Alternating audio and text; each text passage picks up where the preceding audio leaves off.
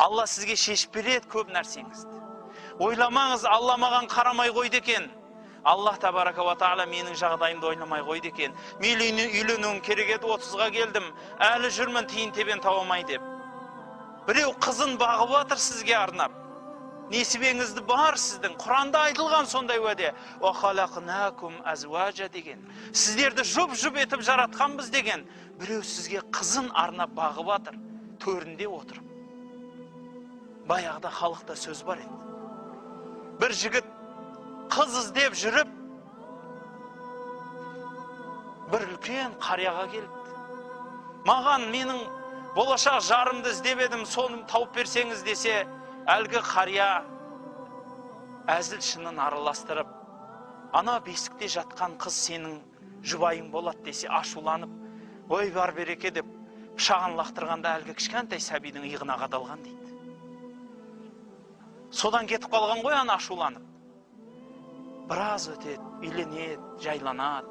Со келіншегінің жанында жатса, иығындағы тыртықты көріп, мына тыртық не еді десе, бір ақмақ жігіт баяғыда иығыма қанжар лақтырған екен, сенің жұбың болса десе, теріс қарап жатып, бармағын шайнап жатыр дейді әлгі жігіт. Халайық, несібеңіз қайдан келетінін қайдан білесіз? Халық айтады ғой, уәлидің айтқаны ма, жындының садырағы келе ма дейді. Бауырлар, бақ шабама, бап шабама дейді. Алла Тағала сізге берген рызық несібесін баптап табасыз ба? Жоқ, бақпенен әйтеуір салама қайдан білесіз? Көп адамдарда бұл сөз бар. Бақ шабама, жоқ, бап шабама деп екеуін теңестіріп қойған.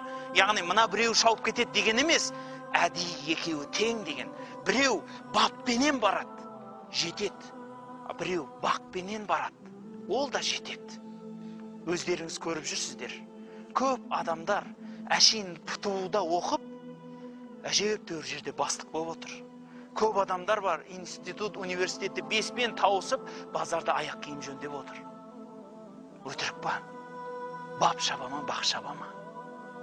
Біреулер рас білімімен, еңбегімен шығып жатыр. Абай атамыз айтпақшы, мансап деген бұл бір биік жартас, ерінбей, өрмелеп жылан да шығады, талмай ұшып қаранда шығады дейді.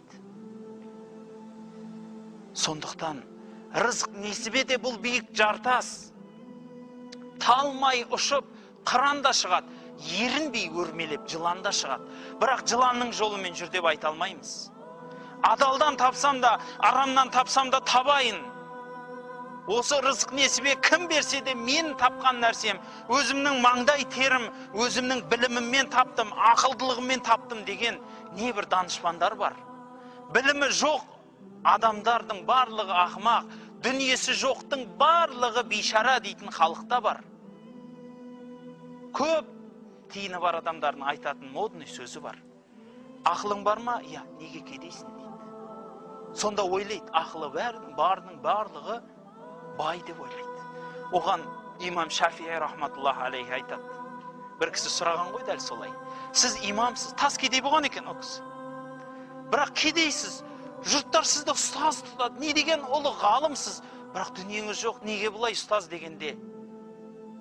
Қанден ит егесінің үйінде жатып, майлы сүйек мүжісе, арыстан апталап аш жүреді деген екен.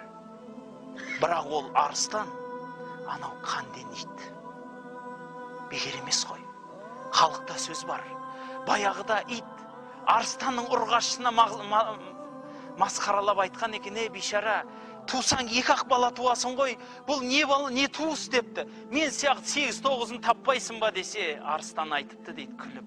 Мен 2 тусам да арыстан туам, сен ит туасың ғой депті. Рас қой халайық. Аз тапсаңыз да адал табыңыз. Аз тапсаңыз да адал табыңыз.